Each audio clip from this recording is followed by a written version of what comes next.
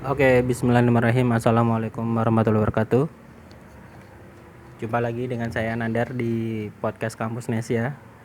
Masih dalam series kelas menulis ala Kampus Nesia.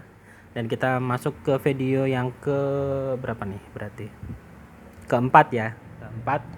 Dan tema kita di video keempat ini adalah tentang menulis tips menulis review. Jadi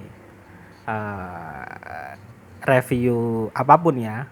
Kalau mungkin yang pernah saya tulis adalah review paling sering itu film dan drama Korea, kemudian makanan, kemudian mungkin pengalaman-pengalaman sehari-hari yang yang semoga aja ada yang mendapatkan manfaat dari tulisan itu.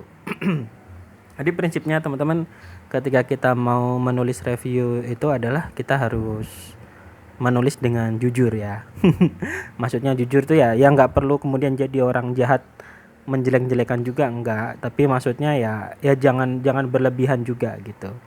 Nah, mungkin kalau saya pribadi filternya adalah ya kalau menurut saya sesuatu itu layak di review, menurut saya ini bagus dan orang perlu membacanya atau perlu tahu sehingga bisa dapat informasi yang bermanfaat atau dapat manfaatnya, atau mungkin yang direview itu mungkin akan mendapatkan manfaat kalau kita publish lebih luas, mungkin tujuannya untuk membantu sebuah warung makan lebih terkenal, lebih ramai misalkan, atau ada drama atau film yang menurut kita ada hal positif yang orang mungkin perlu tahu, yaitu itu jadi pertimbangan.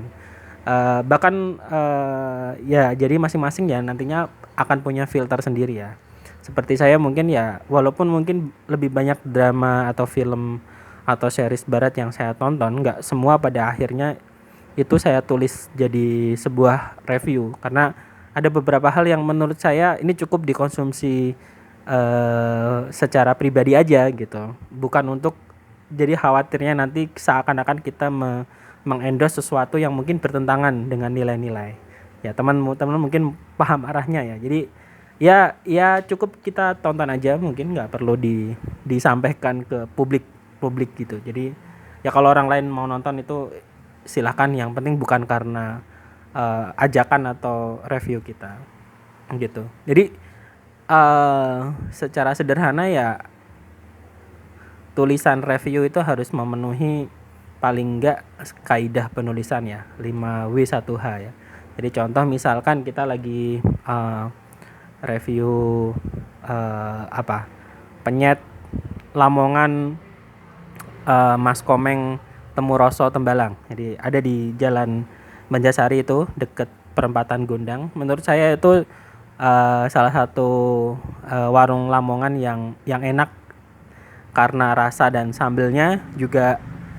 Beliau termasuk udah lama kali ya, mungkin hampir kapan ya saya kenal pertama tuh mungkin 2007. Jadi mungkin hampir 15 tahun kali ya di Tembalang ya beliau ya. Nah, itu menarik kan, dari sisi konten itu menarik karena ada nilai-nilai lebihnya, bukan sekedar kita ngomongin makanan. Jadi yang kita perlu sampaikan ya apa nih, berarti penyet Lamongan nih gitu.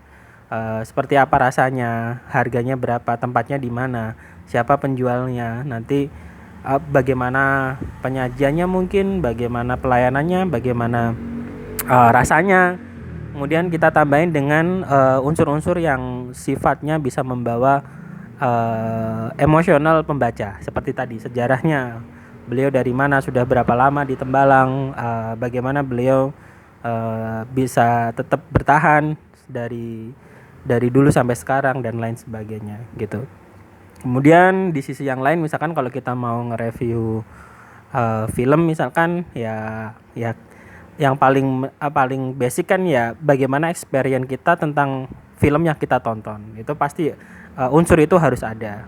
Yang kedua ya jalan cerita, tapi hati-hati nih ya, bedakan antara antara apa spoiler sama nge-review gitu. Kadang-kala kita ambigu nih, kita maunya nge-review tapi tanpa sadar kita ngasih semua alur cerita filmnya atau dramanya, jadi ya akhirnya itu bocoran ya.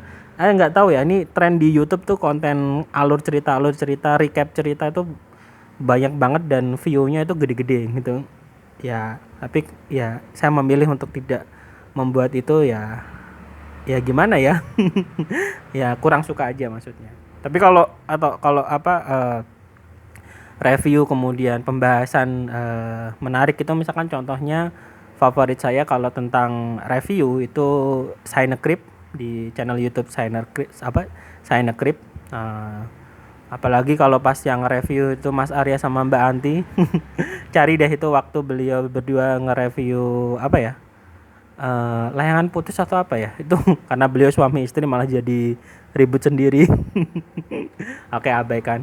Jadi yang lain misalkan Keramax itu seringnya itu membedah misalkan apa Easter egg segala macam. Jadi kita bisa menambahkan unsur-unsur seperti itu. Misalkan referensi adegan ini, scan ini itu referensi kalau misalkan filmnya itu based on komik seperti Marvel atau DC itu referensinya dari komik yang terbit tahun berapa, edisi tahun berapa, ceritanya itu versi komik gimana kalau dibandingkan sama film gimana. Nah, hal kayak gitu itu kalau kita sisipkan jadi menarik. Termasuk misalkan biar review kita itu nggak sekedar review seperti pada umumnya memberi rating aja, itu bisa kita tambahkan informasi yang berkaitan dan itu bisa jadi nilai plus. Contoh misalkan review drama Korea apa Hometown Cha-Cha-Cha diperankan oleh Kim Sun Ho sama Shin Min Ah misalkan. Kim Sun Ho ini pernah main apa aja sih gitu. Jadi kita sebutkan drama-drama yang pernah dia perankan, Startup atau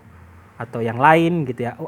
Itu Welcome to Waikiki gitu. Dan bagaimana aktingnya sehingga kita bisa berekspektasi di drama yang baru ini ya dengan track record bagaimana dia berakting, maka kita bisa berharap apakah ini akan jadi lebih baik atau mungkin lebih buruk gitu.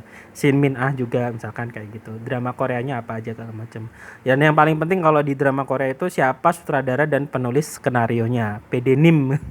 writer Nim-nya siapa. Itu karena dengan kita tahu siapa penulis dan sutradaranya, terus kemudian kita track drama apa aja yang pernah di sutradarai atau pernah ditulis naskahnya, maka kita bisa menebak ya, paling enggak kita bisa berekspektasi kualitas dari dramanya ini, kisahnya nanti akan seperti apa atau formulanya akan seperti apa. Karena beberapa sutradara dan menulis itu biasanya kebaca formula-formula di drama-drama yang mereka tulis itu kadangkala ya bisa ketebak lah. Atau kalau berarti nggak ketebak berarti ya ini nilai plus untuk drama yang kali ini dia sutradarai atau ditulis skenarionya. Nah, informasi-informasi kayak gitu akan memperkaya review kita.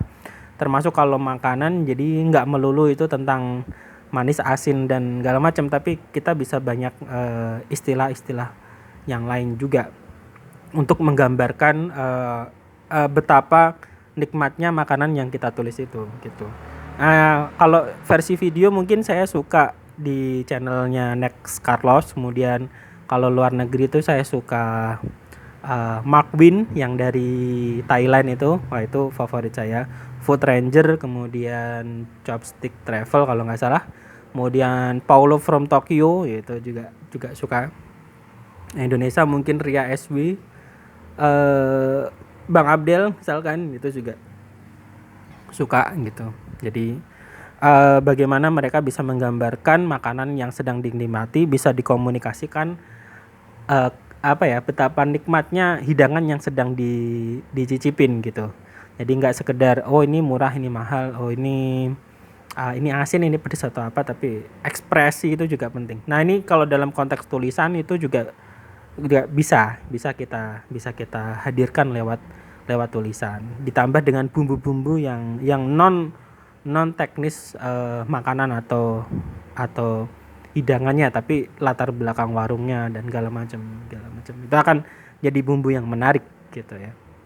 Yang penting unsurnya terpenuhi dan disajikan dengan gaya yang menarik, dan perhatikan untuk tidak menggunakan diksi atau kosakata yang repetitif gitu. Makanya sekali lagi ya, memperbanyak bacaan dan literasi itu penting. Salah satunya adalah untuk memperkaya diksi atau kosakata yang kita gunakan.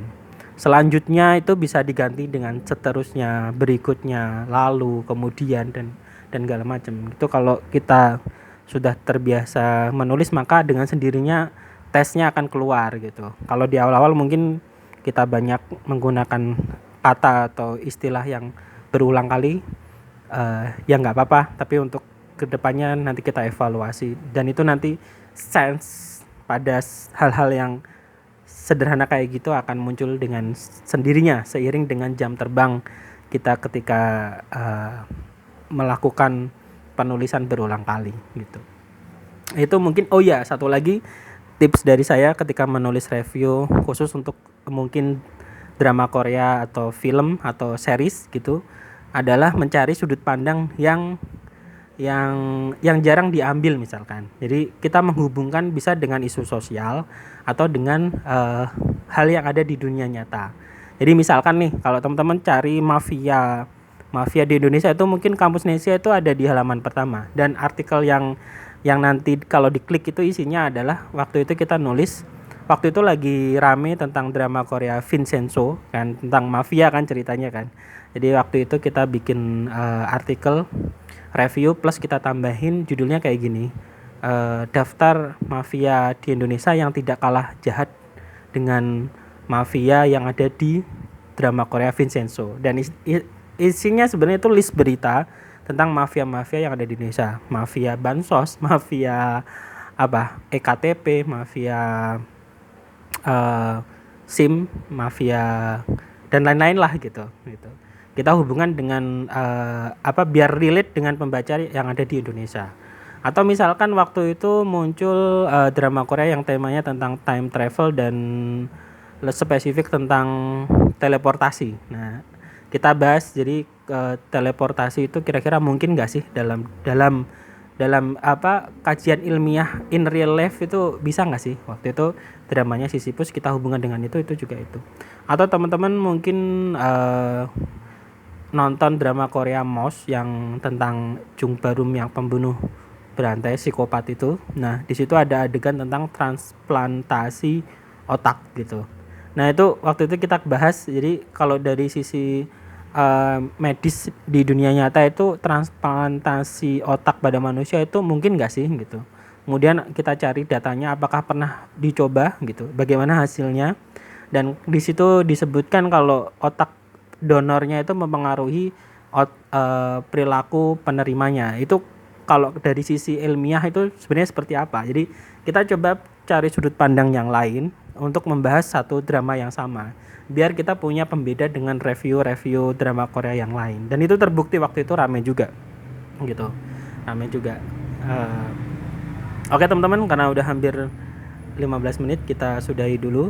Buat teman-teman yang setelah ini mau praktek untuk menulis tentang review, entah itu mau makanan atau mungkin kos-kosan atau mungkin tempat wisata atau drama Korea series atau film, silahkan nanti naskahnya bisa dikirim ke kampusnesia@gmail.com, dan menurut kita nanti kalau layak bakal kita publish di website kita kampusnesia.co.id. Semoga video ini bermanfaat. Kita akan bertemu di video selanjutnya masih dalam series kelas online, kelas menulis Kampus Nesia. Wassalamualaikum warahmatullahi wabarakatuh. Dadah.